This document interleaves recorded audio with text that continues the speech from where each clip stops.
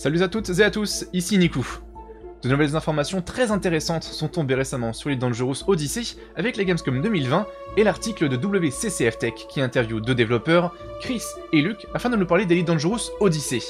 Mais pour commencer, je voulais donner quelques informations à propos de Frontier Developments à la Gamescom 2020, qui se déroule actuellement et que nous suivons avec les autres joueurs de la communauté Remlock directement sur Discord, dont vous trouverez le lien en description. Frontier continue leur plan de devenir non plus seulement un studio de développement, mais aussi un studio de publishing, c'est-à-dire qu'ils publient les jeux développés par d'autres compagnies afin de leur donner davantage de budget et de visibilité pour leur campagne marketing. Deux jeux ont été dévoilés lors de la Gamescom avec d'abord Lemnis Gate, un jeu FPS en 1 contre 1 où chaque joueur contrôle plusieurs membres de son équipe, mais uniquement un par tour de 25 secondes. En effet, il s'agit d'un concept plutôt innovant où vous disposez d'uniquement 25 secondes pour accomplir vos objectifs avec votre premier personnage. Puis ensuite, le joueur de l'autre équipe doit tenter de faire de même, mais avec votre personnage déjà sur la carte. Plus les tours passeront, plus il y aura de personnages sur la carte pour remporter les objectifs, et évidemment, selon vos actions, les effets changent, et il se peut qu'un personnage mort en tour 2 soit de nouveau actif en tour 4, car son opposant aura été détruit en tour 3. Vous voyez ce que je veux dire ? Dans tous les cas, j'ai très hâte d'en apprendre plus sur Lemnis Gate qui sortira début 2021. Le deuxième jeu est Struggling, un jeu en coopération basé sur la physique de votre personnage et non pas son physique, puisqu'il s'agit de contrôler un cerveau à deux bras, et de se coordonner donc pour arriver à votre objectif. Nul doute que la tâche est ardue et que le joueur, recherchant un vrai jeu où la coopération est clé, seront ravis. Côté jeu développé par Frontier, nous avons appris que Planet Coaster sera disponible sur PlayStation 5, Xbox Series X, ainsi que sur PS4 et Xbox One plus tard cette année, avec une version Planet Coaster console édition. Ce qui devrait donc ravir évidemment les joueurs aimant la simulation de parc. Un nouveau pack est aussi disponible pour Planet Zoo, l'Australie. C'est sorti donc ce 25 août déjà, et le pack ajoute 5 nouveaux animaux ainsi que davantage d'objets pour construire vos scènes en jeu. Davantage de packs sont prévus pour Planet Zoo, mais revenons à nos affaires avec Elite Dangerous Odyssey. Comme je le disais plus tôt, WCCF Tech ont interviewé Chris et Luke qui travaillent sur Elite Dangerous Odyssey.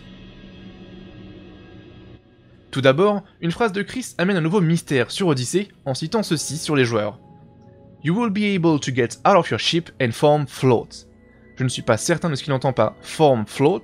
Peut-être que c'est le nom que nous donnerons aux groupes de joueurs à pied, comme les vaisseaux en escadrille, ou les grands groupes de joueurs en escadron. Ou bien est-ce que cela signifie que nous pourrons flotter et sortir en EVA à l'extérieur de nos vaisseaux ? Dans tous les cas, nous pourrons sortir en surface, mais rien de confirmé dans l'espace actuellement. Je n'espère en apprendre plus à ce sujet très bientôt avec le prochain journal des développeurs dans 2 à 3 semaines qui sera basé sur le combat FPS.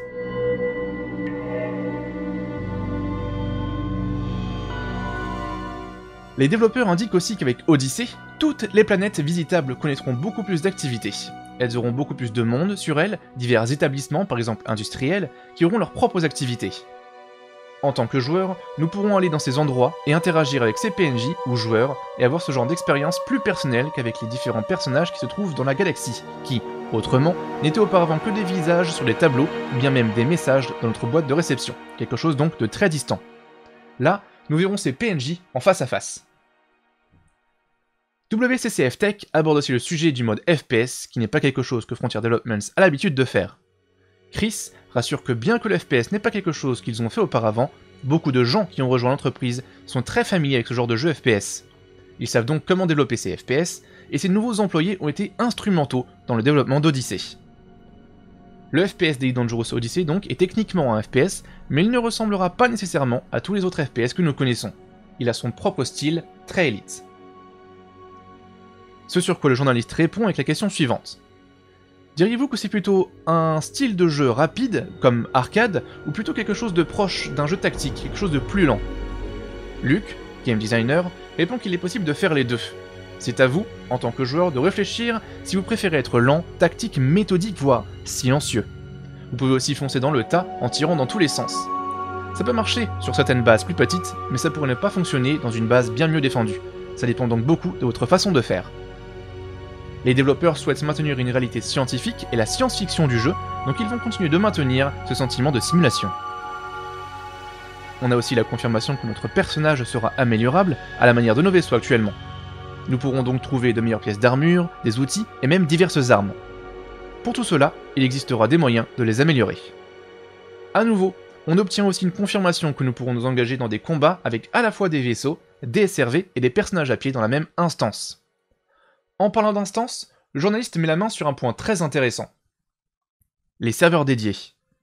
Ce à quoi Luke répond qu'ils évaluent évidemment en permanence leur infrastructure soutenant Elite et qu'ils ne peuvent pas partager de détails pour le moment car les équipes sont concentrées sur la préparation d'Odyssée. Ce serait évidemment très important et quelque chose de demandé depuis des années par les joueurs. Cela révolutionnerait totalement l'aspect technique du jeu et offrirait de bien meilleures performances, surtout avec ce nouveau niveau de granularité dont nous aurons besoin pour du FPS avec nos personnages. On apprend aussi deux choses. Premièrement, le cross-platform n'est pas quelque chose de prévu pour le moment, et deuxièmement, les joueurs débutants pourront directement commencer à pied avec leurs pilotes. On finit l'entretien avec une discussion sur un possible système météorologique affectant les joueurs et ou leurs vaisseaux sur les planètes, comme des orages ou des tempêtes de poussière par exemple. C'est quelque chose que les développeurs souhaiteraient faire, mais pour le moment, au lancement début 2021, Odyssey permettra aux joueurs d'atterrir dans des atmosphères légères et il n'y aura pas d'effet météorologique agressif de ce genre. Mais c'est quelque chose qu'ils aimeraient faire et vraiment apporter à Elite Dangerous Odyssey à l'avenir. Voilà donc pour ce tour rapide des informations. Je rappelle que les grands tournois 3306 se dérouleront les 7, 9, 11, 12 et 13 septembre sur Elite Dangerous et qu'il s'agit de tournois avec la communauté francophone. Des courses de SRV, des vaisseaux et autres activités donc seront prévues. Pour les explorateurs, le Deep Space Network lance également une nouvelle expédition du 13 septembre au 22 novembre et cette dernière se nomme la Zephyrus Reach. Celle-ci sera ensuite suivie d'une autre expédition, organisée cette fois-ci par la communauté Remlock, la grande expédition 3306, du 27 novembre au 10 janvier. Tous les détails donc pour vous inscrire à cette activité se trouvent en description. Je vous souhaite un excellent week-end et on se retrouve très bientôt sur l'internet. J'ai vraiment l'air d'un papy en disant ça.